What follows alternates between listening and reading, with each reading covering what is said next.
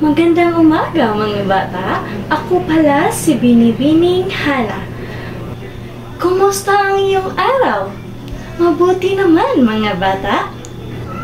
Bago natin simulan ang ating klase, ay magdasal muna tayo. Sa ngalan ng Ama, ng Anak, ng Espiritu Santo. Amen. Bago natin simulan, ay magbigay muna ako ng 4 na mga tuntunin at mag-check muna ako sa mga lumipan at pumasok sa ating klase. Kung tatawagin ko ang iyong pangalan, ay itaas lamang ang iyong kanang kamay. So ngayon, ay i-check muna natin ang iyong pagdalo. May, Vincent, Rose, Hanswell, Mariel. Mahusay at walang lumiban sa iyong klase ngayon. At dahil dyan, ay bigyan ng iyong mga sarili ng palakpakan. Ngayon naman, ay ipahiwatay ko sa inyo ang mga palatuntunin. Ang una, makinig sa guro. At ang pangalawa, ay maging matulungin. At ang pangatlo, ay maging mabait. At ang panghuli, ay maging responsable. Naintindihan niyo ba mga bata? Mahusay! So sa ngayon, atin ang alamin kung ano nga ba ang kahulugan at kahalagahan ng kalinisan at kung bakit nga ba importante ito sa ating tahanan.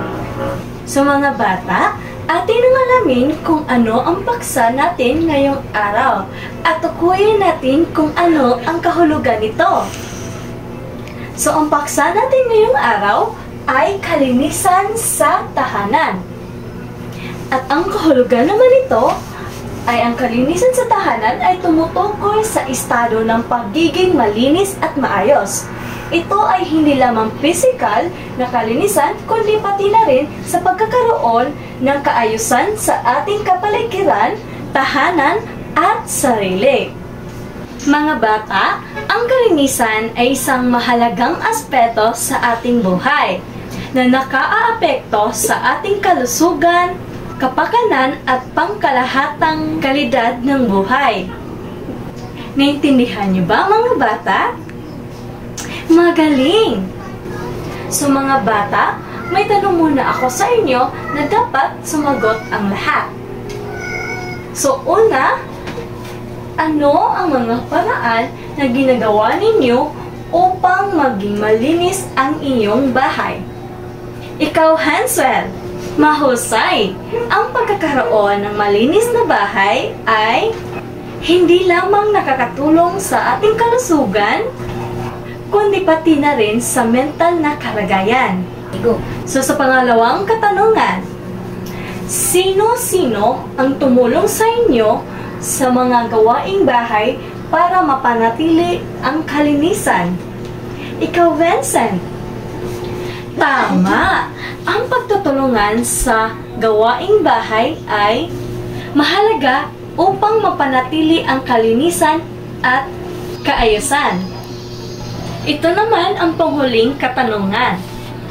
Ano mga gawain ang ginagawa ninyo araw-araw upang mapanatili ang kaayusan sa inyong mga kwarto? Ikaw, May. Mabuti!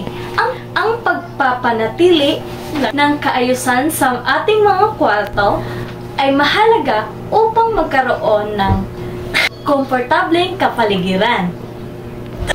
Ngayon, may natutunan na ba kayo sa ating mga natalakay ngayong araw? Mahusay!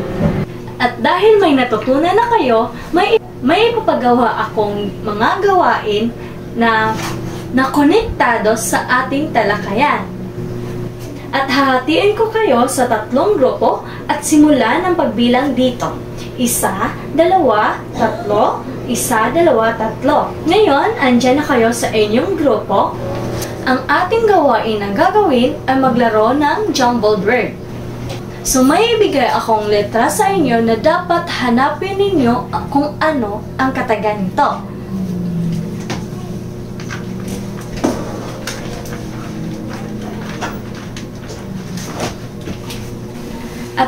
mahanap na ninyo ay mag-uunahan kayo na sabihin kung ano ang letra ng iyong nabuo. So sa unang grupo, ito ang iyong mga letra.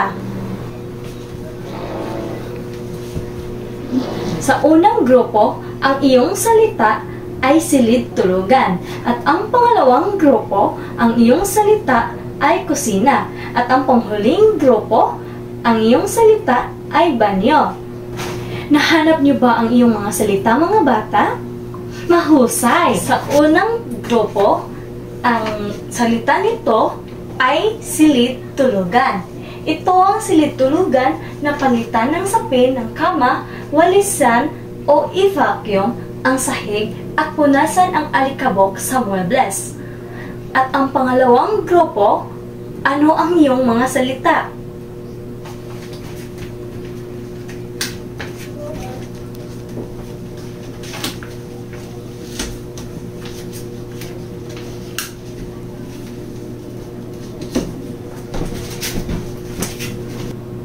Mahusay! Ang pangalawang salita ay kusina. Dito sa kusina, hugasan ang mga pinggan sa lababo at panatilihing walang kalat ang mga mesa at patungan at linisin ang sahig. At ang panghuling grupo, ang salita ninyo ay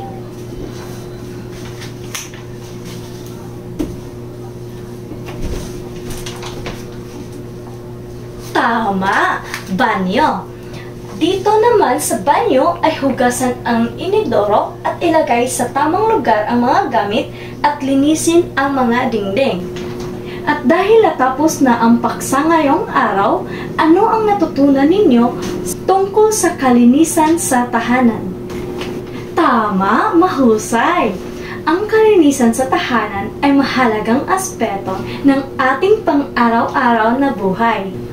So ngayon, magbibigay ako ng takdang aralin at isulat niyo ito sa iyong kwaderno at gawin niyo ito sa inyong bahay. So ito ang iyong takdang aralin. Gumuhit ng isang larawan na magpapakita ng malinis na tahanan at isulat ang mga hakbang kung paano ito mapapanatili. Tapos na ba ang lahat?